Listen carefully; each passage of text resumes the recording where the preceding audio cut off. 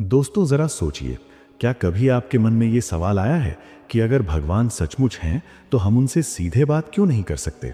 अगर वो हमारे अंदर ही हैं तो हमें उनकी आवाज़ क्यों नहीं सुनाई देती? अगर वो हमारी हर प्रार्थना सुनते हैं तो कई बार हमारी पुकार अनसुनी क्यों रह जाती है? ये सवाल सिर्फ आपके नहीं हैं।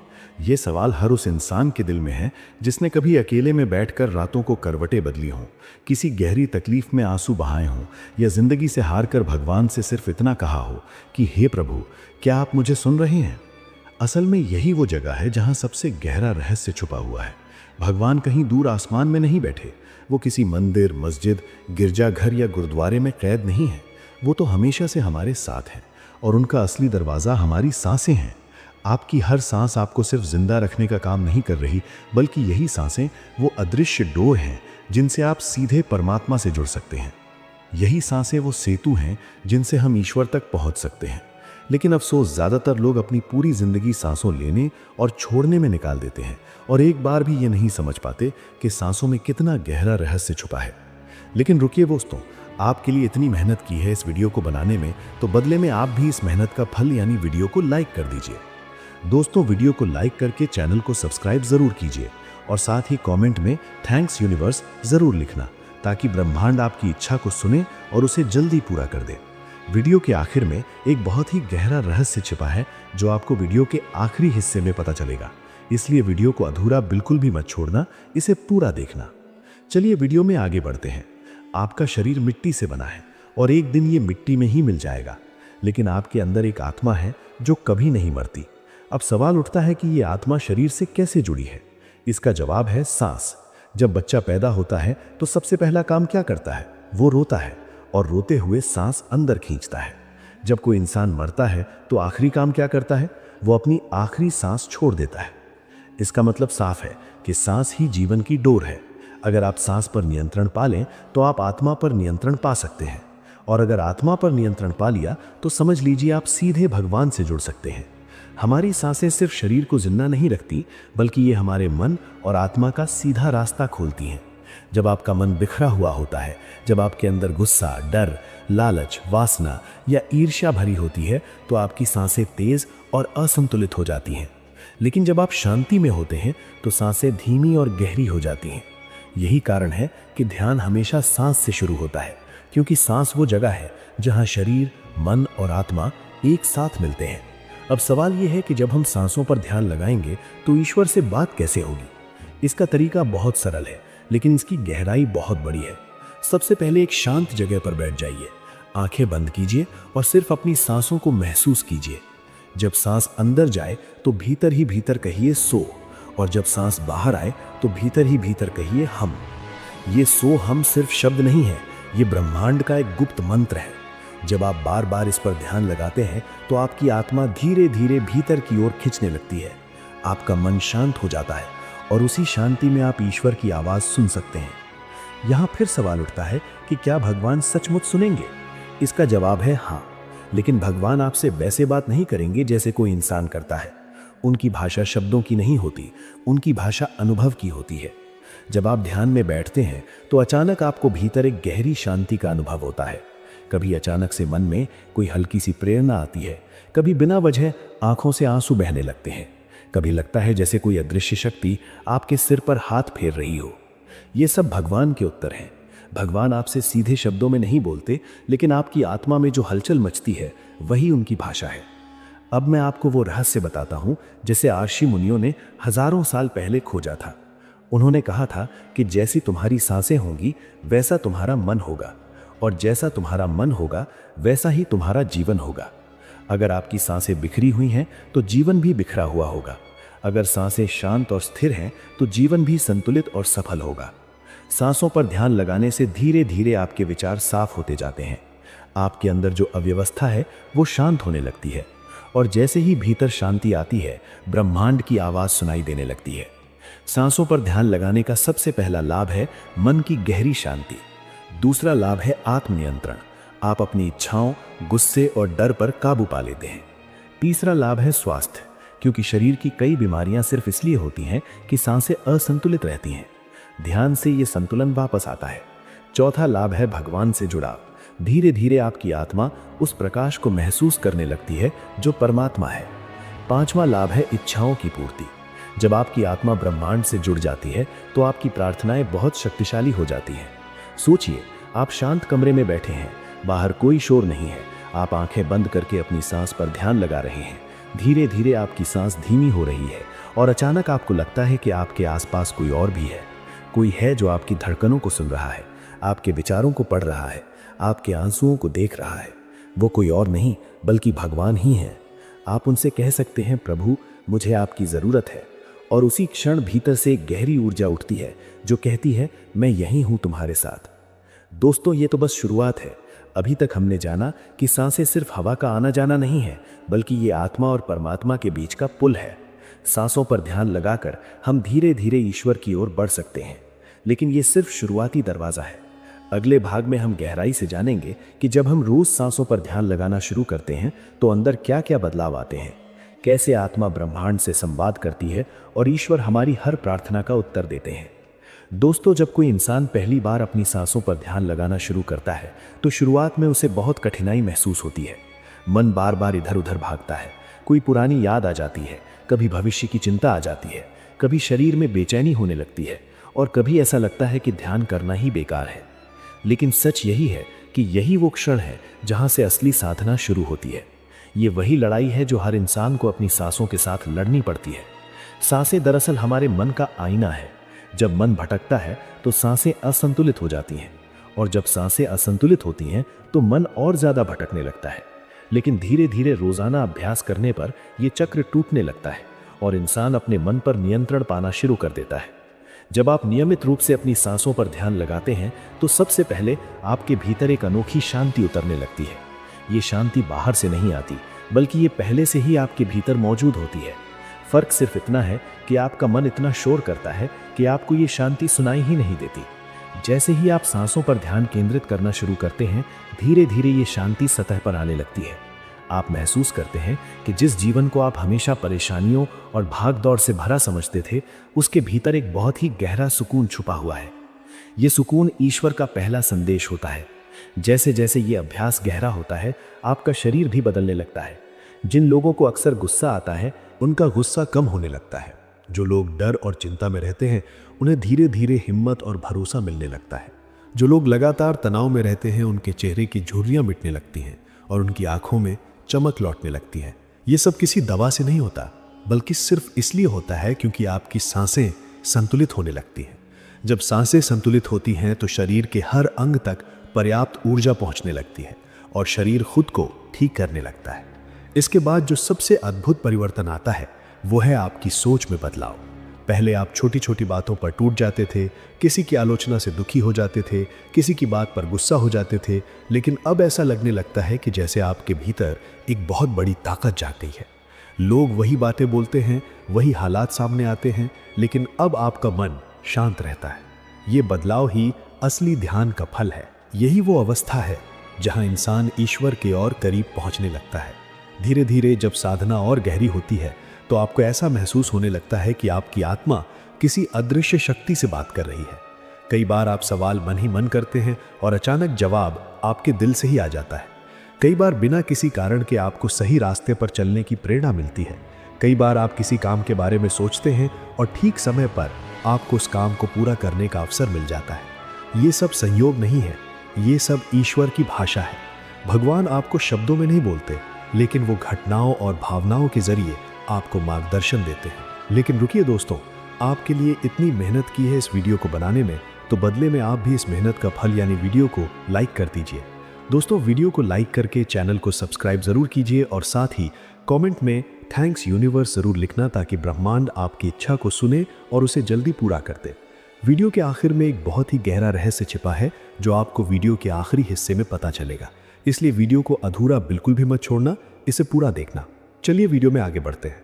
सांसों पर ध्यान लगाने का सबसे बड़ा रहस्य यही है कि ये आपके मन की परतों को हटाता चला जाता है।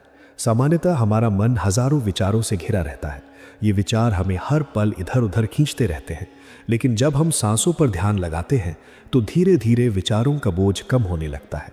पहले 100 विचार होते हैं, फिर 10 रह जाते हैं और फिर कभी कभी सिर्फ एक ही विचार रह जाता है। और जब वो एक विचार भी शांत हो जाता है, तभी आत्मा अपनी असली रोशनी को देखने लगती है। इस अवस्था में इंसान को एहसास होता है कि वो सिर्फ शरीर नहीं है, सिर्फ मन नहीं है, बल्कि एक अनंत ऊर्जा है जो कभी खत्म नहीं हो सकती। यही अनुभव ही ईश्वर का अनुभव है। ईश्वर को देखने के लिए आपको आंखों की जरूरत नहीं है, ईश्वर को सुनने के लिए आपको कानों की जरूरत नहीं है, ईश्वर को समझने के लिए आपको शब्दों की जरूरत नहीं है। ईश्वर तो बस महसूस होते हैं, और सांसों पर ध्यान लगाने से ये अनुभव अपने आप होने लगता है। लेकिन ये भी सच है कि इस राह पर चलने वाले इंसान को कई बार परखों से गुजरना पड़ता है। जब कोई साधक ध्यान करना शुरू करता है तो शुरुआत में उसे कई तरह के भ्रम दिखाई देने लगते हैं। कभी लगता है कि कोई रोशनी दिख रही है, कभी लगता है कि कोई आवाज़ आ रही है, कभी लगता है कि ईश्वर ने सीधे दर्शन दे दिए हैं। लेकिन सच्चाई ये है कि ये सब मन के खेल होते हैं। इसलिए संतों ने हमेशा कहा है कि इन अनुभवों में फंसो मत, बस सांसों पर ध्यान लगाते रहो। असली अनुभव तब आता है जब आत्मा पूरी तरह शांत हो जाती है। जैसे जैसे साधना आगे बढ़ती है, इंसान ये भी समझने लगता है कि उसकी हर इच्छा का सीधा संबंध उसकी सांसों से है। जब सांसें असंतुलित होती हैं तो इच्छाएं भी अव्यवस्थित होती हैं, लेकिन जब सांसें शांत होती हैं तो इच्छाएं भी साफ और पवित्र हो जाती हैं। और जब इच्छाएं पवित्र होती हैं तो ब्रह्मांड उन्हें पूरा करने लगता है। इसीलिए कहा गया है कि ध्यान करने वाले की प्रार्थना बहुत जल्दी स्वीकार होती है, क्योंकि उसकी प्रार्थना अब स्वार्थ से भरी नहीं होती, बल्कि प्रेम और सत्य से भरी होती है। दोस्तों, सांसों पर ध्यान लगाना सिर्फ एक आध्यात्मिक अभ्यास नहीं है, ये जीवन जीने का तरीका है। जब आप चलते हैं तो भी सांस पर ध्यान रख सकते हैं, जब आप खाते हैं तो भी सांस पर ध्यान रख सकते हैं, जब आप किसी से बात करते हैं तो भी सांस को महसूस कर सकते हैं। धीरे धीरे ये ध्यान आपके जीवन का हिस्सा बन जाता है, और जब ऐसा होता है तब आपको हर जगह ईश्वर दिखाई देने लगते हैं। सड़क पर चलते हुए इंसान में भी भगवान, हवा में बहती ठंडी बयार में भी भगवान, सुबह की किरणों में भी भगवान, और आपकी अपनी धड़कनों में भी भगवान। ये अनुभव इतना शक्तिशाली होता है कि इंसान का डर पूरी तरह खत्म हो जाता है। अब उसे मौत का भी डर नहीं रहता, क्योंकि उसे पता चल चुका होता है कि वो शरीर नहीं है। वो जान जाता है कि शरीर खत्म हो जाएगा, लेकिन आत्मा कभी खत्म नहीं होगी। और जब ये भरोसा आ जाता है तो इंसान सचमुच आज़ाद हो जाता है। यही आज़ादी ही असली मोक्ष है। सांसों पर ध्यान लगाने से आपका शरीर बदलता है, आपका मन बदलता है, आपकी सोच बदलती है, और धीरे धीरे आप ईश्वर की भाषा को समझने लगते हैं। भगवान आपको सीधे शब्दों में नहीं बोलते, लेकिन आपकी आत्मा के जरिए आपको हर जवाब देते हैं। ये अनुभव इतना गहरा होता है कि जिंदगी भर के सारे सवाल मिट जाते हैं। इंसान समझ जाता है कि उसे अब किसी से कुछ मांगने की ज़रूरत नहीं है, क्योंकि ईश्वर हमेशा उसके साथ है। दोस्तों, जब कोई साधक लगातार सांसों पर ध्यान लगाना शुरू करता है और ये उसकी रोज़मर्रा की आदत बन जाती है, तब उसके भीतर एक ऐसा परिवर्तन होता है जिसे शब्दों में पूरी तरह बयान करना आसान नहीं है। ये परिवर्तन धीरे धीरे आता है, लेकिन एक बार आ गया तो इंसान की पूरी ज़िंदगी का रास्ता बदल देता है। शुरुआत में ध्यान करने वाला इंसान महसूस करता है कि उसके विचारों का बोझ हल्का हो गया है। पहले दिन भर मन में शोर रहता था, हर छोटी बात पर तनाव होता था, हर समस्या पर घबराहट होती थी, लेकिन अब मन इतना शांत हो जाता है कि जैसे कोई भीतर से कह रहा हो, घबराओ मत, सब ठीक है। ये आवाज़ किसी और की नहीं होती, ये आत्मा की आवाज़ होती है, और आत्मा की आवाज़ हमेशा सच होती है। धीरे धीरे साधक को एहसास होता है कि उसकी सांसें ही उसके जीवन की सबसे बड़ी ताकत है। सांसें केवल शरीर को जिंदा नहीं रखती, बल्कि आत्मा और ईश्वर के बीच पुल का काम करती हैं। जब आप सांस को महसूस करते हैं तो दरअसल आप खुद को महसूस कर रहे होते हैं, और जब आप खुद को महसूस करते हैं तो आप ईश्वर को महसूस करने लगते हैं। यही कारण है कि संतों और योगियों ने हमेशा कहा, ईश्वर बाहर मत खोजो, वो तो तुम्हारी सांसों में ही बसता है। जब ध्यान और गहरा होता है तो इंसान अपने आसपास की ऊर्जा को भी महसूस करने लगता है। पहले वो केवल शरीर देखता था, आवाज़ सुनता था और घटनाओं को देखता था, लेकिन अब उसे हर चीज़ के पीछे की ऊर्जा दिखने लगती है। पेड़ केवल पेड़ नहीं लगते, उनमें जीवन दिखने लगता है। हवा केवल हवा नहीं लगती, उसमें ईश्वर का स्पर्श महसूस होने लगता है। यहाँ तक कि मुश्किल हालात भी अब सज़ा नहीं लगते, बल्कि परीक्षा लगते हैं। ये बदलाव ध्यान का सबसे अद्भुत परिणाम है। साधना करते करते इंसान ये भी सीख जाता है कि उसे किस चीज़ को पकड़ना है और किस चीज़ को छोड़ देना है। पहले वो हर बात को दिल पर ले लेता था, हर अपमान को चोट मान लेता था, हर नाकामी को अपनी हार समझ लेता था, लेकिन अब वो जान जाता है कि ये सब अस्थायी है। लोग क्या कहते हैं, कौन क्या सोचता है, ये सब कुछ पल भर की बातें हैं। असली सच्चाई तो ये है कि आत्मा अजर अमर है।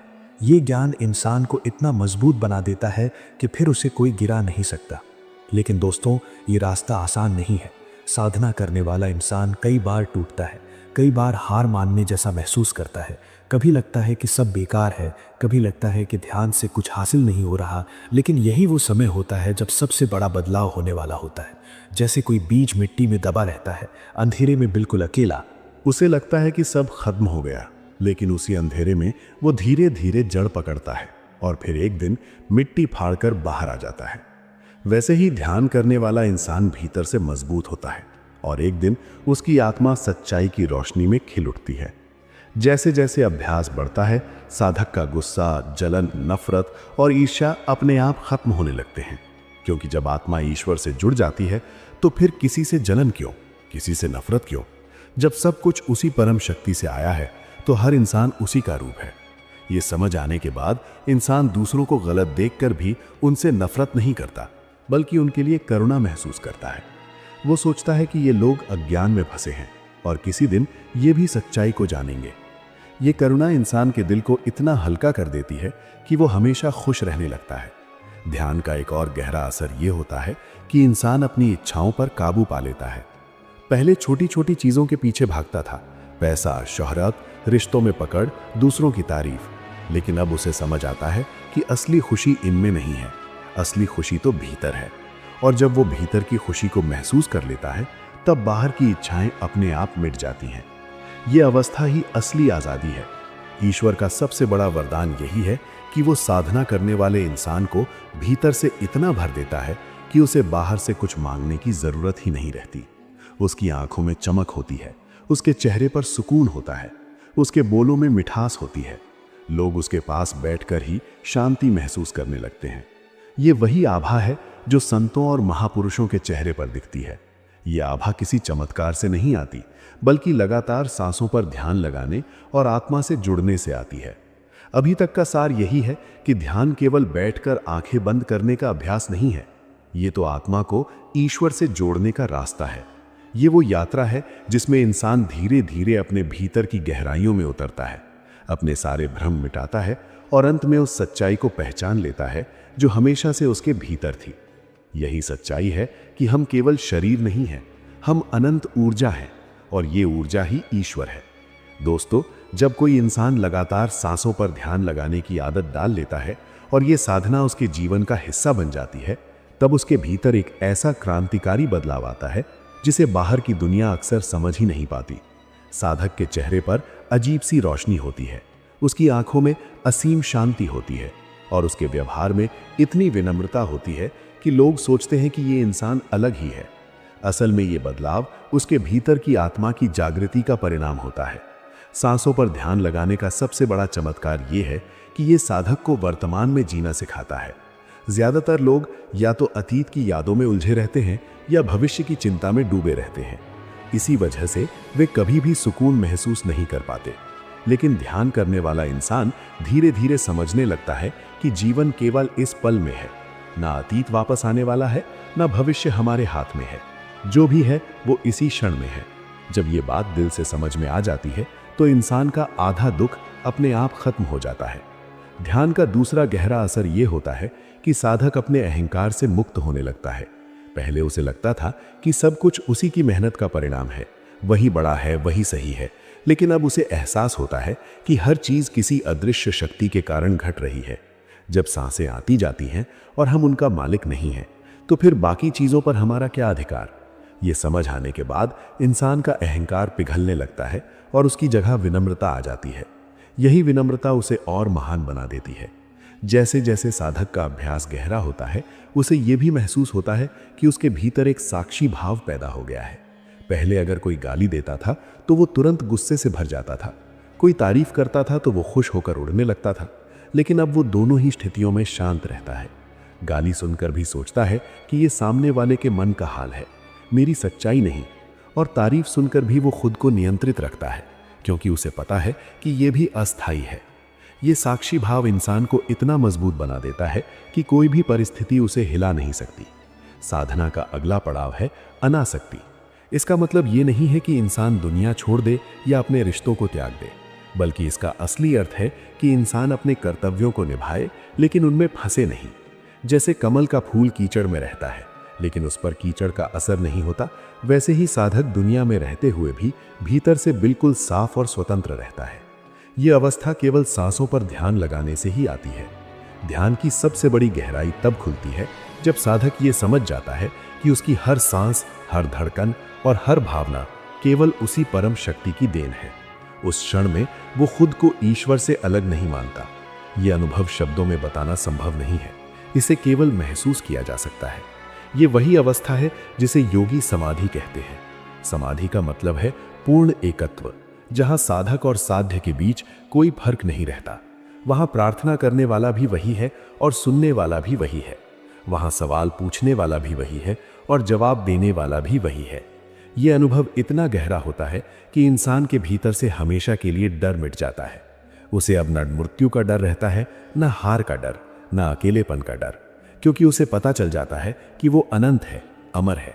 इस अवस्था तक पहुंचने वाला इंसान बाहर से साधारण दिखाई देता है, लेकिन भीतर से वो ब्रह्मांड की सबसे गहरी सच्चाई को जान चुका होता है।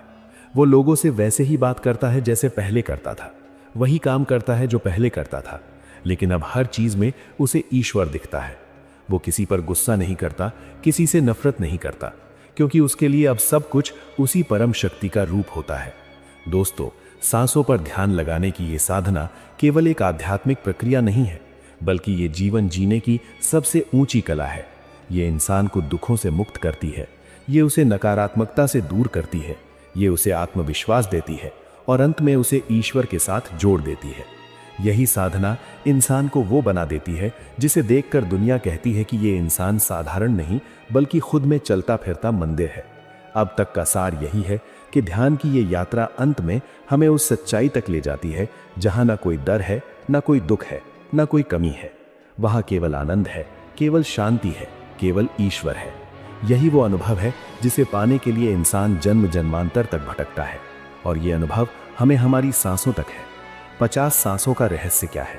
दोस्तों, अगर आप भी ध्यान कर रहे हैं लेकिन ध्यान में प्रवेश नहीं कर पा रहे, आपने बहुत बार प्रयत्न कर लिया लेकिन फिर भी आपको ध्यान के कोई भी अनुभव नहीं हो रहे, इसका सबसे बड़ा कारण है कि आपके इस स्थूल शरीर में ध्यान की वो ऊर्जा बन ही नहीं रही जो आपको ध्यान की गहराइयों तक ले जाए। अगर आप ध्यान की गहराइयों तक जाना चाहते हैं तो हमारे साथ वीडियो में एंड तक बने रहिए। साथ ही ऐसी जानकारी भरी वीडियो देखने के लिए हमारे चैनल भक्ति रियल ज्ञान को सब्सक्राइब जरूर कर लें। तो वीडियो शुरू करते हैं। ध्यान की गहराइयों में जाने के लिए आपको नाक और नाभि के संबंध को समझना होगा, और ये नाक और नाभि का संबंध हमारी सांसों से जुड़ा हुआ है। वे सांसें जो हमारे जीवन का मूल आधार हैं, वे सांसें जिससे हम अपने इस स्थूल शरीर को कार्यशील बना पाते हैं, वे सांसें जिससे हम अपने भीतर समस्त अनुभूति कर पाते हैं। क्योंकि जब तक हम मनुष्य अपनी सांसों का सही से इस्तेमाल नहीं करेंगे, तब तक हम ध्यान के कोई भी अनुभव को नहीं पा सकते हैं। सभी मनुष्य के जीवन में एक एक सांस का बहुत महत्व है, और ये एक एक सांस ही हमारे जीवन को गति देती है। अब हमारे जीवन में किस दिशा में गति हो रही है, इसका निर्धारण भी हमारी सांसें करती हैं। जैसे उथली सांसें हमारे जीवन को नकारात्मकता की ओर धकेलती हैं, नेगेटिविटी की ओर धकेल देती है, जबकि हमारे नाभि तक ली गई सांसें हमें अध्यात्म की ओर लेकर जाने की कोशिश करती है, समाधि में प्रवेश कराती है, ध्यान की उच्च अवस्था में प्रवेश कराती है, और सजगतापूर्ण ली गई ये सांसें ध्यान की चौथी अवस्था, तुरिया अवस्था का भी अनुभव करा सकती है। लेकिन इन सभी अनुभवों को आप तभी कर सकते हैं जब आप अपने सांसों के सही इस्तेमाल को समझ लें। यदि आप मेरे द्वारा बताई गई विधि से 50 सांसें लेते हैं तो मैं इस चीज की गारंटी देता हूं कि आपकी सांसें आपके नाभि से चलने लगेंगी, और नाभि से चल रही सांसें आपके अंदर एक ऐसी ऊर्जा का निर्माण करती है जो आपको अध्यात्म और स्पिरिचुअलिटी के प्रति अवेयर करती है, जागरूक करती है। अब आपके दिमाग में यह प्रश्न आ सकता है कि आखिर नाभि तक ही सांस क्यों ली जाए? दोस्तों, नाभि हमारे समस्त शरीर का सेंटर पॉइंट है, और इस सेंटर पॉइंट से ही होकर हमारे शरीर की विभिन्न नाड़ियां जुड़ी हुई हैं, और जब हम नाभि तक गहरी सांस लेते हैं तो सांस के रूप में हमने जो प्राण वायु को अपने शरीर के अंदर खींचा है वो हमारे नाभि पर एकत्र होकर हमारे शरीर के विभिन्न नाड़ियों, विभिन्न ऊतकों और विभिन्न कोशिकाओं तक पहुंच पाती है। हमारे इस नाभि के द्वारा ही इस समस्त शरीर का पोषण किया जाता है। न केवल पैदा होने के बाद बल्कि जब एक शिशु अपने माँ के गर्भ में होता है तब भी वो इसी नाभि के माध्यम से ही जुड़ा रहता है और शरीर के लिए उपस्थित सभी पोषक तत्व इसी नाभि के माध्यम से लेता है। इसीलिए इस प्रकृति ने हमारे इस स्थूल शरीर के लिए नाभि को ही केंद्र माना है। तो जो भी साधक अपनी ध्यान की अगली अवस्थाओं में प्रवेश करना चाहता है तो उसे अपने शरीर में ध्यान की ऊर्जा का निर्माण करना होगा और ये ध्यान की ऊर्जा का निर्माण केवल नाभि तक सांस लेकर ही किया जा सकता है, क्योंकि हमारे समस्त शरीर का संचालन इसी नाभि के द्वारा किया जाता है। तो हमारे लिए ध्यान समाधि की अवस्था भी यही निर्धारित करती है। आपने देखा होगा कि सांस लेते वक्त आप अपनी सांसों को फेफड़े से ही बाहर फेंक देते हैं, या जब आप सांस लेते हैं तो आप केवल अपने फेफड़ों तक ही सांस को महसूस करते हैं। उसके बाद आपको ये पता ही नहीं चलता कि आपकी श्वास आपके नाभि तक जा रही है या नहीं। यही मनुष्य की सबसे बड़ी गलती है। वो ध्यान तो बहुत करते हैं, बहुत से प्राणायाम करते हैं, परंतु जब वो अपनी उथली सांसों को अपने फेफड़ों से ही बाहर फेंक देता है तो कैसे उसके अंदर सजगता का निर्माण होगा, उस ऊर्जा का निर्माण होगा जो उसके ध्यान के लिए अति आवश्यक है। नाभि तक सांस लेना केवल एक साधक के लिए आवश्यक नहीं बल्कि प्रत्येक मनुष्य के लिए आवश्यक है, क्योंकि आपके जीवन में आ रही विभिन्न परेशानियां उनका कारण आपकी उथली सांसें ही हैं। व्यक्ति अपने जीवन में बहुत से निर्णय ऐसे ही ले लेता है, उन पर विचार नहीं करता, क्योंकि उसके जीवन में विचार शक्ति का अभाव है। विचार शक्ति का अभाव इसलिए है क्योंकि वो इतना उलझा हुआ है कि वो कभी अपने भीतर झांक कर देखता ही नहीं। साक्षी भाव कभी वो हो ही नहीं पाता। जब तक आप साक्षी ना हो सके तब तक आप स्वयं को कैसे जान पाओगे, अपने विचार, अपनी आदतों को कैसे पहचान पाओगे। हर व्यक्ति स्वयं में बदलाव करना चाहता है, लेकिन उसको बदलना क्या है वो यही नहीं जानता। उसका मेन कारण है कि उसने कभी अपने आप को देखा ही नहीं, सजगता का भाव उसमें आया ही नहीं। और वो सजग तो तभी होगा जब वो नाभि तक सांस लेगा, एक गहरी सांस लेगा, डीप ब्रीदिंग करेगा। डीप ब्रीदिंग का केवल यही फायदा नहीं बल्कि जीवन में हो रही अनिश्चितता, अनिद्रा, अनियमितता और इसके साथ साथ चिड़चिड़ापन भी गहरी सांसों के माध्यम से दूर किया जा सकता है। ये गहरी सांस न केवल व्यक्ति के आध्यात्मिक बल्कि सामाजिक जीवन में भी बदलाव लाती है और एक बदला हुआ व्यक्ति स्वयं के साथ साथ इस समाज को भी बदलने का प्रयत्न करता है। एक अच्छे समाज के निर्धारण के लिए व्यक्ति का साक्षी होना बहुत आवश्यक है, क्योंकि वही व्यक्ति विचार विमर्श कर सकता है जिसमें पेशेंस हो, शांति हो, समझने का भाव हो। वो व्यक्ति कभी किसी समस्या का समाधान नहीं दे सकता जो एग्रेसिव हो।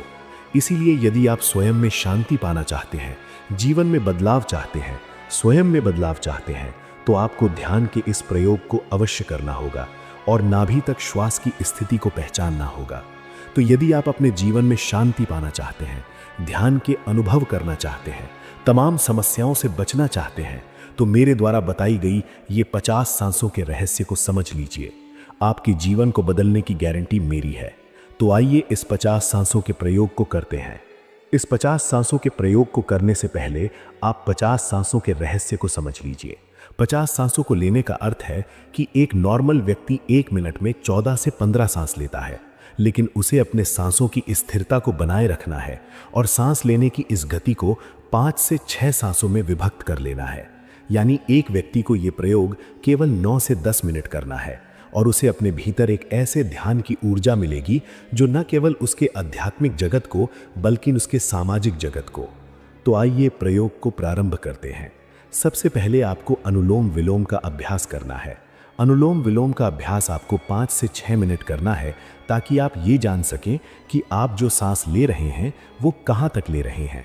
और अनुलोम विलोम के माध्यम से आप बड़ी आसानी से जान सकते हैं कि आपकी सांस आपके फेफड़ों से चल रही है या आपके नाभि से भी बदलने का सामर्थ्य रखती है।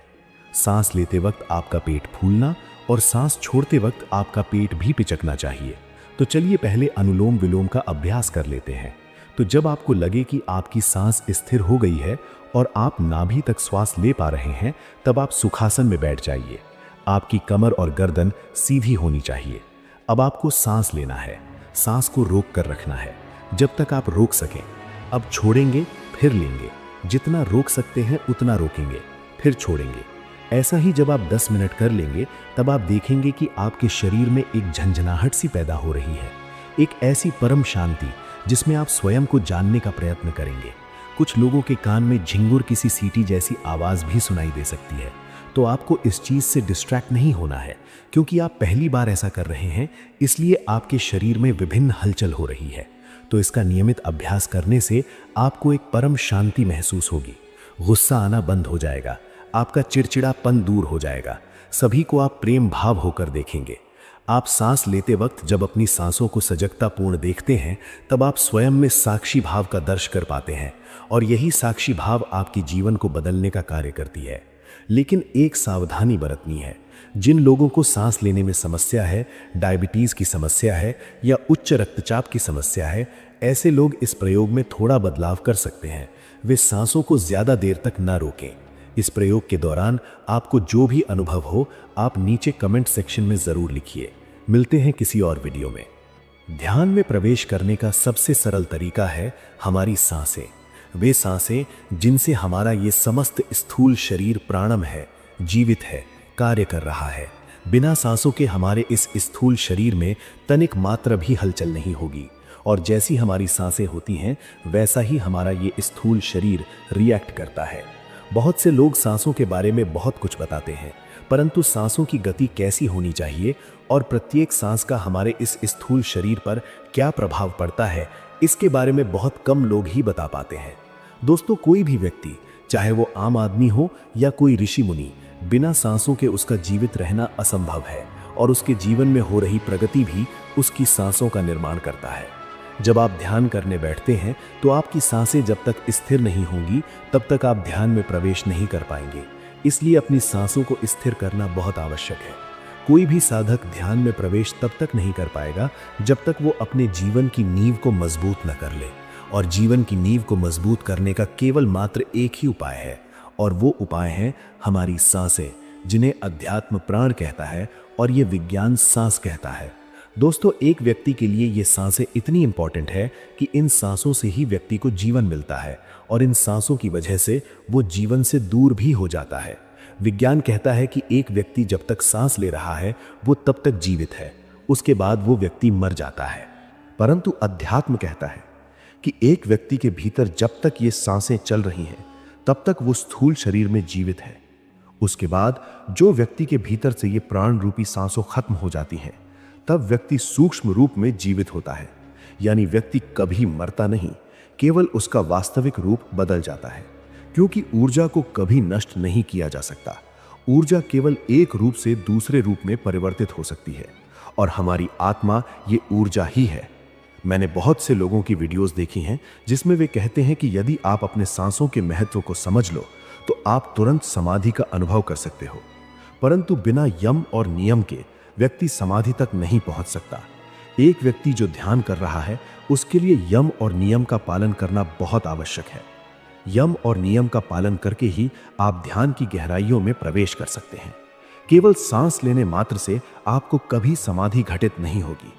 यदि कोई ऐसा कह रहा है कि आप अपनी सांसों को ऐसे परिवर्तित करके ध्यान समाधि में उतर सकते हैं, तो वो केवल आपको मूर्ख बना रहा है, क्योंकि आपकी सांसों के साथ साथ आपकी मानसिक स्थिति भी वैसी ही होनी चाहिए।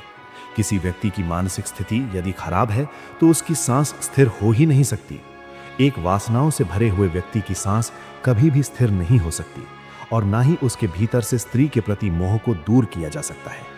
परंतु यदि व्यक्ति यम नियम का पालन करे तो उसकी वासनाओं में भी कमी आती है, और एक व्यक्ति की वासना ये जब क्षीण होने लगती है तब उसके भीतर अध्यात्म का विकास होता है, और यही आध्यात्म का विकास उसकी मनोस्थिति को बदलता है। जब आपकी मनोस्थिति ठीक होगी तभी आप ध्यान की अवस्था में बैठ सकते हैं, अन्यथा आप कितनी ही कोशिश कर लें, ध्यान की अवस्था बैठ ही नहीं सकते। चाहे तो आप करके देख सकते हैं, और फिर जैसी स्थिति हो आप नीचे कमेंट सेक्शन में लिख सकते हैं। दोस्तों, ये बात बिल्कुल सत्य है कि जैसी हमारी सांसें होंगी वैसे ही हमारा ये स्थूल शरीर रिएक्ट करता है, क्योंकि इस स्थूल शरीर का आधार ही हमारी सांसें हैं, जिसे हम प्राण कहते हैं। यदि आप अपने चारों तरफ नोटिस करो, जो व्यक्ति ध्यान मेडिटेशन नहीं करता उसकी सांसों की गति तीव्र होती है, परंतु जो व्यक्ति ध्यान मेडिटेशन करता है, प्राणायाम करता है, उसकी सांसों की गति धीमी होती है। और आपकी सांसों की गति जितनी धीमी होगी, आपके अंदर आध्यात्म की विकास के साथ साथ आपकी उम्र भी थम सा जाएगी, क्योंकि हम जितनी ज्यादा श्वास खर्च करते हैं उतनी ही आयु हमारी कम होती जाती है। क्योंकि जो भी व्यक्ति इस मृत्यु लोक पर जन्मे हैं वे दिनों, महीनों या वर्षों के लिए नहीं आए हैं, बल्कि इस प्रकृति ने उन्हें गिन कर सांसें दी हैं। और यदि हम अपनी गिनी सांसों को ऐसे ही फिजूल में बर्बाद कर देंगे तो कैसे हम अधिक वर्षों तक जीवित रहेंगे। दोस्तों, ये सांसें हमारी स्थूल शरीर और हमारी आत्मा के बीच एक कड़ी का काम करती हैं, और इस कड़ी को लंबे समय तक बनाए रखने के लिए हमें अपने सांसों की गति को सुधारना होगा। हमारी सांसों की गति प्रत्येक अवस्था में भिन्न भिन्न होती है। इसी गति को हमें स्थिर करना है। ध्यान में प्रवेश करने के बहुत से मार्ग हैं, लेकिन सांसों के द्वारा ध्यान में प्रवेश कर पाना सबसे आसान विधि है।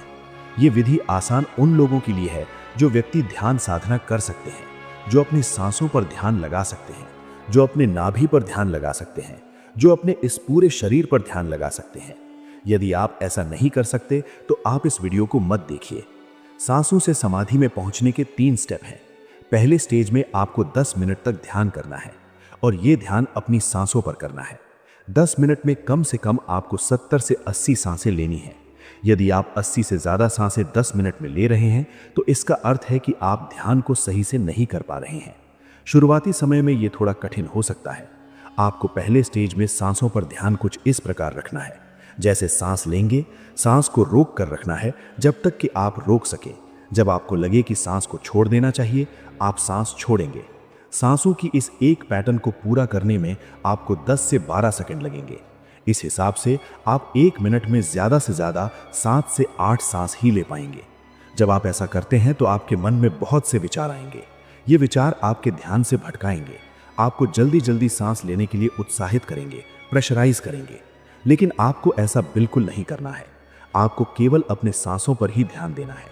आप सांस ले रहे हैं और सांस छोड़ रहे हैं, केवल इसी पर ध्यान रखेंगे तो आपके मन में चल रहे विचार गहरे नहीं हो पाएंगे, और कुछ दिन के अभ्यास से आप अपने मन में चल रहे विचारों और कल्पनाओं से दूर हो जाएंगे। दूसरे स्टेज में आपको 15 मिनट तक ध्यान करना है, और अब आपको ध्यान अपनी नाभि तक सांसों पर करना है।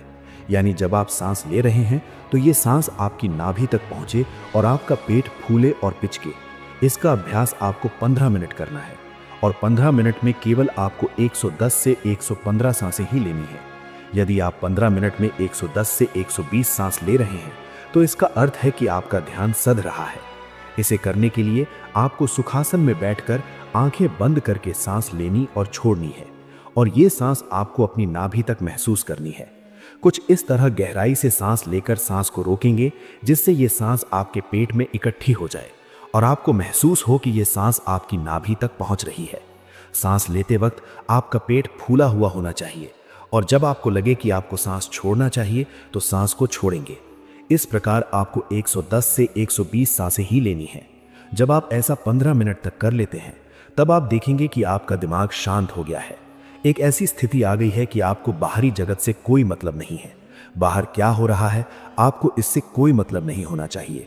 आपको केवल अपनी नाभि तक चल रही सांसों पर ही ध्यान लगाना है। कुछ समय में आप ऐसा महसूस करेंगे जैसे आप दूर बैठकर देख रहे हैं कि आपका पेट फूल रहा है और पिचक रहा है। आप नाभि तक सांस ले रहे हैं। ऐसा ही कुछ दिनों तक अभ्यास करने से आप देखेंगे कि आपकी सांसों की गति ऐसी ही हो गई है। आप जब भी सांस ले रहे हैं तो आपकी सांसें लंबी हो गई हैं। इसका अर्थ है कि आप दूसरी स्टेज को पार कर चुके हैं। तीसरी अवस्था में आप अपने सांसों को पूरे शरीर में महसूस कर पाएंगे। ये अवस्था ध्यान की अवस्था होगी, जिसमें आपको समस्त शरीर का बोध होगा। ये बोध तब तक होगा जब तक आप अपनी सांसों पर ध्यान रखेंगे। जैसे ही आपका ध्यान सांसों से हटता है, आप उस अवस्था में पहुंचते हैं जहां पहुंचने की रेस में हर कोई लगा हुआ है। हर साधक उस अवस्था में पहुंचना चाहता है लेकिन नहीं पहुंच पा रहा है। इस अवस्था में आपको 20 मिनट तक मेडिटेशन करना है, और इस 20 मिनट में आपको लगभग 150 बार ही सांस लेनी है। इससे अधिक यदि आपकी सांसें होती हैं तो इसका अर्थ है कि आपको और अधिक अभ्यास की आवश्यकता है। जब आप ऐसा अभ्यास कर लेते हैं तो आप पाएंगे कि आप एक ऐसी अवस्था में विचरण कर रहे हैं जहां आपका आपके शरीर से संबंध हट चुका है। आप दूर बैठे अपने शरीर को देख रहे हैं कि कोई शरीर है जो सांस ले रहा है और छोड़ रहा है, लेकिन आप आजाद हैं। आपके शरीर में ना तो कोई पीड़ा है और ना ही कोई बंधन जो आपको उससे बांध रहा है।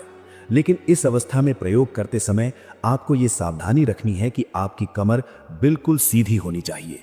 कमर में कोई भी बेंड नहीं होना चाहिए, क्योंकि जब आप ध्यान की इस अवस्था में होते हैं तब आपके मूलाधार चक्र में उपस्थित वो प्राण ऊर्जा जो आपको समाधि का अनुभव कराएगी, वो ऊपर की ओर गतिशील होने के लिए तैयार हो जाती है।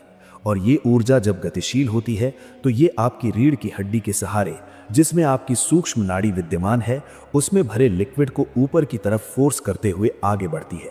ये ऊर्जा आपकी मूलाधार चक्र से उठकर आपके स्वादिष्ठान चक्र और मणिपुर चक्र से होते हुए आपके अनाहत चक्र, विशुद्ध चक्र और उसके बाद आपकी आज्ञा चक्र तक का सफर करने को तैयार हो जाती है।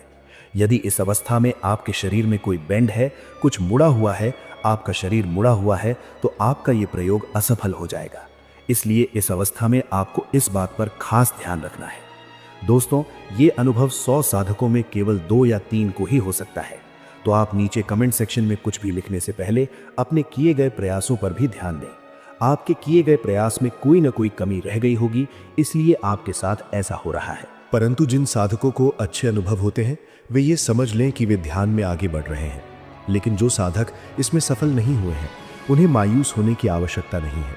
यदि उन्हें ध्यान करते वक्त परम शांति महसूस हुई हो, ध्यान करते वक्त स्वयं को देख पाए हो, आती जाती सांसों को साक्षी भाव होकर देख पाए हैं, तो वे ये समझ लें कि वे ध्यान में आगे प्रगति कर रहे हैं और धीरे धीरे उनके जीवन में भी ये समाधि की अवस्था जरूर आएगी। दोस्तों, समाधि की अवस्था को एक्सप्लेन करना थोड़ा कठिन है, क्योंकि इसका अनुभव प्रत्येक व्यक्ति को भिन्न भिन्न स्तर पर होता है।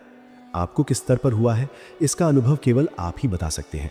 लेकिन एक बात जो मुझे आप लोगों से कहनी है, ये प्रयोग करने के दौरान आप अपने मन और शरीर को स्थिर रख सकते हैं और अपनी आयु को लंबा कर सकते हैं। बाकी इसके बहुत से फायदे हैं जो आप खुद ही महसूस करेंगे और नीचे कमेंट सेक्शन में मुझे बताएंगे ये प्रयोग करने के बाद आपको कौन कौन से अनुभव हुए हैं। दोस्तों, यदि आपने ये वीडियो पूरा देखा है, आपको ये वीडियो समझ में आया है, तो ये अपने दोस्तों के साथ ज़रूर शेयर कीजिए और अपने महत्वपूर्ण सुझावों को नीचे कमेंट सेक्शन में लिखना मत भूलिए। मिलते हैं किसी और वीडियो में किसी और अच्छी नई वीडियो के साथ। तब तक के लिए नमस्कार दोस्तों। आज हम बात करेंगे एक ऐसी अद्भुत शक्ति के बारे में जो हमारी जिंदगी का आधार है, जिसे आप हर पल महसूस तो करते हैं लेकिन शायद उसे समझ नहीं पाते। जी हाँ, हम बात कर रहे हैं प्राण ऊर्जा की। ये ऊर्जा वो शक्ति है जिसके बिना ना हमारा शरीर जीवित रह सकता है, ना हमारा मन स्थिर रह सकता है और ना ही हमारी आत्मा उन्नति कर सकती है। आज हम इस प्राण ऊर्जा को सरल और रोचक तरीके से समझेंगे ताकि आप इसे अपने जीवन में पहचान सकें, इसे बढ़ा सकें और अपने जीवन को पहले से कई ज़्यादा खुशहाल और सफल बना सकें। तो सबसे पहले सोचिए कि क्या कभी आपने महसूस किया है कि जब आप थके हुए होते हैं और अचानक किसी हरियाली भरे पार्क में या पहाड़ों की गोद में चले जाते हैं तो आप अपने आप तरोताज़ा महसूस करने लगते हैं, या जब आप गहरी सांस लेते हैं तो आपको अचानक से स्फूर्ति का अनुभव क्यों होता है? इसका जवाब है प्राण ऊर्जा शक्ति। ये वही शक्ति है जो हमारे चारों ओर हर पल मौजूद रहती है। इसे आप ब्रह्मांड का वो अदृश्य ईंधन समझ सकते हैं जो न केवल हमें जीवित रखता है बल्कि हमें हर दिन नई ऊर्जा और जोश देता है। आपने देखा होगा कि मछली पानी में रहती है और पानी ही उसकी पूरी दुनिया होती है। वो सांस लेती है, खाती है, तैरती है और सब कुछ पानी के अंदर करती है। अब सोचिए, अगर मछली को पानी से बाहर निकाल दिया जाए तो वो जीवित नहीं रह पाएगी। ठीक उसी तरह हम भी प्राण ऊर्जा के महासागर में रहते हैं। ये ऊर्जा हमारे चारों ओर है, ऊपर नीचे दाएं बाएं हर तरफ। ये हमारी हर सांस में समाई हुई है और इसके बिना हमारा जीवन असंभव है। हमारा शरीर भी इस प्राण ऊर्जा पर निर्भर करता है। जिस तरह खून हमारे शरीर के अंदर बहता है, ठीक उसी तरह प्राण ऊर्जा भी हमारे शरीर के हर हिस्से में बहती है। ये ऊर्जा हमारे शरीर के हर अंग को सक्रिय करती है, हमारे दिल को धड़कने देती है, हमारे फेफड़ों को सांस लेने में मदद करती है और हमारे मस्तिष्क को सोचने और समझने की शक्ति देती है। यही वजह है कि इसे जीवन शक्ति या लाइफ फोर्स भी कहा जाता है। जिस तरह एक कार को चलाने के लिए इंजन और ईंधन की ज़रूरत होती है, इस तरह हमारे शरीर को चलाने के लिए प्राण ऊर्जा की ज़रूरत होती है। अगर कार में ईंधन खत्म हो जाए या इंजन कमज़ोर हो जाए तो वो रुक जाएगी। इस तरह अगर हमारे शरीर में प्राण ऊर्जा की कमी हो जाए तो हमारा शरीर बीमार पड़ने लगेगा और हमारा मन कमज़ोर हो जाएगा। यही कारण है कि हमें अपनी प्राण ऊर्जा को हमेशा मजबूत बनाए रखना चाहिए। आपने ये भी देखा होगा कि जब आप कोई भारी सामान उठाने की कोशिश करते हैं तो वो एक बार में नहीं उठ पाता, लेकिन अगर आप गहरी सांस लेकर अपनी प्राण ऊर्जा को केंद्रित करते हैं तो वही सामान आसानी से उठ जाता है। ऐसा इसलिए होता है क्योंकि सांस लेने से आप अपनी प्राण ऊर्जा को बढ़ाते हैं और वो आपको अतिरिक्त ताकत देती है। इस तरह प्राण ऊर्जा केवल हमारी शारीरिक शक्ति को ही नहीं बढ़ाती, बल्कि हमें मानसिक और भावनात्मक रूप से भी सशक्त बनाती है। अब सोचिए, जब आपको छोटी मोटी चोट लगती है तो वो बिना किसी दवा के अपने आप ठीक हो जाती है। ऐसा क्यों होता है? क्योंकि आपकी प्राण ऊर्जा हर समय आपके शरीर की देखभाल करती रहती है।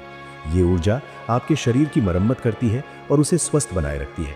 इसे आप अपने शरीर के डॉक्टर के रूप में भी समझ सकते हैं, जो बिना रुके बिना थके हर समय काम करता रहे हैं। प्राण ऊर्जा केवल हमारे शारीरिक स्वास्थ्य तक सीमित नहीं है, ये हमारी मानसिक, भावनात्मक और आध्यात्मिक विकास के लिए भी उतनी ही जरूरी है। आपने सुना होगा कि आत्मा और प्राण एक ही सिक्के की दो पहलू हैं। ये ऊर्जा हमारी कुंडलिनी शक्ति को जागृत करती है और हमें आध्यात्मिक ऊंचाइयां तक ले जाती है। जब हमारे प्राण ऊर्जा प्रबल होती है तो हमारा ध्यान गहरा होता है, हमारी सोच सकारात्मक होती है और हम अपने जीवन के उद्देश्य को बेहतर तरीके से समझ पाते हैं। यहाँ एक और दिलचस्प बात है, प्राण ऊर्जा कभी रुकती नहीं है। ये ना थकती है, ना सोती है और ना ही आराम करती है। जब तक ये ऊर्जा हमारे शरीर में है, हम जीवित हैं, और जैसे ही ये ऊर्जा हमारे शरीर से बाहर निकलती है, हमारा जीवन समाप्त हो जाता है। यही कारण है कि इसे जीवन का आधार माना गया है। अब सवाल ये है कि क्या केवल शारीरिक ताकत ही ये तय करती है कि किसी व्यक्ति में प्राण ऊर्जा अधिक है? इसका जवाब है नहीं। आपने देखा होगा कि कुछ लोग शारीरिक रूप से मजबूत और स्वस्थ दिखते हैं, लेकिन किसी भी चुनौती का सामना करने में जल्दी हार मान लेते हैं। वहीं कुछ लोग शारीरिक रूप से कमजोर दिखते हैं, लेकिन वो हर मुश्किल को पार कर जाते हैं। इसका कारण उनकी प्राण ऊर्जा की ताकत है। जिनकी प्राण ऊर्जा प्रबल होती है वो मानसिक और भावनात्मक रूप से मजबूत होते हैं और जीवन की हर चुनौती का डटकर सामना करते हैं। आप किसी व्यक्ति की प्राण ऊर्जा को उसके चेहरे की चमक और आत्मविश्वास से पहचान सकते हैं। ऐसे लोग अपने चारों ओर एक सकारात्मक माहौल बनाते हैं। उनकी उपस्थिति ही दूसरों को ऊर्जा से भर देती है। जब कोई व्यक्ति तनाव में होता है या डिप्रेशन महसूस करता है तो डॉक्टर उसे प्राकृतिक जगहों पर जाने की सलाह क्यों देते हैं? क्योंकि प्रकृति में प्राण ऊर्जा बहुत अधिक मात्रा में होती है। पहाड़ों, जंगलों और नदियों के पास रहने से आपकी प्राण ऊर्जा बढ़ती है। वहाँ का शांत और ताज़ा माहौल आपके शरीर और मन को ऊर्जा से भर देता है। ये ठीक वैसा ही है जैसे सूखी ज़मीन पर बारिश होने से हरियाली लौट आती है। प्राण ऊर्जा बढ़ाने के लिए आपको कुछ आदतों को अपनाना होगा। ध्यान, योग, गहरी सांस लेना और प्रकृति के साथ समय बिताना, ये प्राण ऊर्जा को बढ़ाने के सबसे आसान तरीके हैं। अगर आप अपनी प्राण ऊर्जा को मजबूत बनाएंगे तो ना केवल आप शारीरिक और मानसिक रूप से मजबूत होंगे, बल्कि आप अपने जीवन के हर पहलू में बेहतर प्रदर्शन कर पाएंगे। याद रखें, प्राण ऊर्जा आपकी जिंदगी का आधार है। इसे पहचानें, इसे समझें और इसे बढ़ाने की कोशिश करें। इससे ना केवल आपका शरीर स्वस्थ रहेगा, बल्कि आपका मन भी शांत और संतुलित रहेगा और आप अपने जीवन में हर वो चीज़ हासिल कर पाएंगे जिसकी आप कामना करते हैं। दोस्तों, अब तक हमने समझा कि प्राण ऊर्जा हमारे जीवन का आधार है, लेकिन ये जानना भी बहुत ज़रूरी है कि कैसे आप ये पहचान सकते हैं कि आपके शरीर में प्राण ऊर्जा सही ढंग से काम कर रही है या नहीं। इसके साथ ही इसके लाभ और इसे बढ़ाने के उपाय भी समझेंगे, ताकि आप अपने जीवन में इस ऊर्जा का पूरा लाभ उठा सकें। अगर आपके अंदर प्राण ऊर्जा प्रबल है तो इसके कुछ विशेष लक्षण आपके व्यवहार और अनुभवों में दिखाई देंगे। सबसे पहला लक्षण है हवा में उठने का एहसास। कई बार आपको सपनों में ऐसा लगेगा जैसे आप हवा में तैर रहे हैं, या ध्यान करते हुए आपको ये अनुभव होगा कि आपका शरीर हल्का हो गया है और वो ज़मीन से ऊपर उठ गया है। ये संकेत है कि आपकी प्राण ऊर्जा प्रखर हो रही है। इसके अलावा जब आप मधुर संगीत सुनते हैं और अनायास ही आपके पैर थिरकने लगते हैं, तो ये भी आपकी प्राण ऊर्जा के सक्रिय होने का प्रमाण है। अगर आप किसी खूबसूरत जगह पर जाते हैं, जैसे पहाड़ों में, झरनों के पास या हरियाली भरे मैदान में, और अचानक आपका मन खुशी से झूम उठता है, तो समझ जाइए कि आपकी प्राण ऊर्जा अच्छी तरह से काम कर रही है। यहाँ तक कि जब कोई प्रेमी अपनी प्रेमिका को देखता है और उसके दिल में उमंग पैदा होती है, तो ये भी प्राण ऊर्जा की सक्रियता को दर्शाता है। इसका मतलब ये है कि आपकी भावनाएं जीवंत हैं और आपकी प्राण ऊर्जा मजबूत है।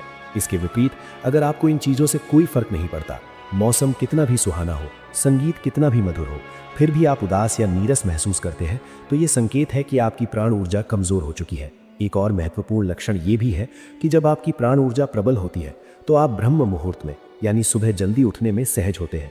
आपको ना तो आलस महसूस होता है और ना ही ज़्यादा सोने की ज़रूरत पड़ती है। यदि आप सुबह जल्दी उठते हैं और दिन भर ऊर्जावान रहते हैं, तो ये इस बात का प्रमाण है कि आपकी प्राण ऊर्जा सही तरीके से काम कर रही है। लेकिन यदि आप 8 से 10 बजे तक बिस्तर पर पड़े रहते हैं और दिन भर थकावट महसूस करते हैं, तो इसका मतलब आपकी प्राण ऊर्जा कम हो रही है। जब आपकी प्राण ऊर्जा मजबूत होती है तो आपके अंदर एक विशेष तेजस्विता दिखाई देती है। आपका चेहरा खिला हुआ रहता है, आपके अंदर उत्साह और आत्मविश्वास भरपूर होता है। आप निरंतर कुछ नया करने की इच्छा महसूस करते हैं, आप आशावादी बनते हैं और आपके विचार सकारात्मक रहते हैं। इस स्थिति में आपका मन शांत और स्थिर रहता है और आप आध्यात्मिक रूप से भी तेजी से प्रगति करते हैं। इसके विपरीत यदि आपकी प्राण ऊर्जा कमजोर हो जाती है तो आपको हमेशा थकावट महसूस होगी, आपके अंदर तनाव और चिंता बढ़ जाएगी, आपका चेहरा मुरझाया हुआ लगेगा और आपके विचार नकारात्मक हो जाएंगे। ये स्थिति आपकी शारीरिक और मानसिक स्वास्थ्य दोनों को प्रभावित कर सकती है। अब बात करते हैं उन लाभों की जो प्राण ऊर्जा के मजबूत होने से। जब आपकी प्राण ऊर्जा बढ़ती है तो आपके अंदर एक विशेष आकर्षण शक्ति विकसित होती है। आपका व्यक्तित्व ऐसा हो जाता है कि लोग स्वतः ही आपकी ओर आकर्षित होते हैं। आपकी वाणी में एक अलग तरह की शक्ति आ जाती है जिससे लोग आपकी बातों को ध्यान से सुनने लगते हैं। प्राण ऊर्जा का सबसे बड़ा लाभ ये है कि ये आपकी आत्मा और शरीर को संतुलित करती है। ये न केवल आपके शारीरिक अंगों को सही ढंग से काम करने में मदद करती है, बल्कि आपके मानसिक और भावनात्मक स्वास्थ्य को भी स्थिर बनाती है। जब आपकी प्राण ऊर्जा प्रबल होती है तो आप जीवन की हर चुनौती का सामना आत्मविश्वास के साथ कर सकते हैं। अब सवाल ये है कि कैसे आप अपनी प्राण को बढ़ा सकते हैं। इसके लिए सबसे पहली और सबसे ज़रूरी बात यह है कि आपको अपने विचारों को सकारात्मक बनाना होगा। हमारे विचार ही हमारे प्राण ऊर्जा को प्रभावित करते हैं। अगर आपके विचार नकारात्मक हैं, जैसे मैं कमज़ोर हूँ, मैं बीमार हूँ, तो ये आपकी ऊर्जा को कमज़ोर कर देगा। लेकिन अगर आप सकारात्मक सोचते हैं तो ये प्राण ऊर्जा को तुरंत बढ़ा देगा। आपने ये भी सुना होगा कि अगर कोई व्यक्ति मृत्यु के करीब हो लेकिन वो प्रबल इच्छा शक्ति के साथ सोचे कि मैं ठीक हो जाऊंगा, तो वो चमत्कारिक रूप से ठीक हो सकता है। इसका कारण यही है कि हमारे विचार सीधे हमारी प्राण ऊर्जा को प्रभावित करते हैं। इसलिए हमेशा अपने विचारों को सकारात्मक रखें और अपनी मानसिकता को मजबूत बनाएं। इसके अलावा अपनी प्राण ऊर्जा को बढ़ाने के लिए आपको ध्यान और योग का अभ्यास करना चाहिए। गहरी सांस लेना, प्राणायाम करना और अपनी सांसों पर ध्यान केंद्रित करना आपकी प्राण ऊर्जा को बढ़ाने का सबसे आसान और प्रभावित तरीका है।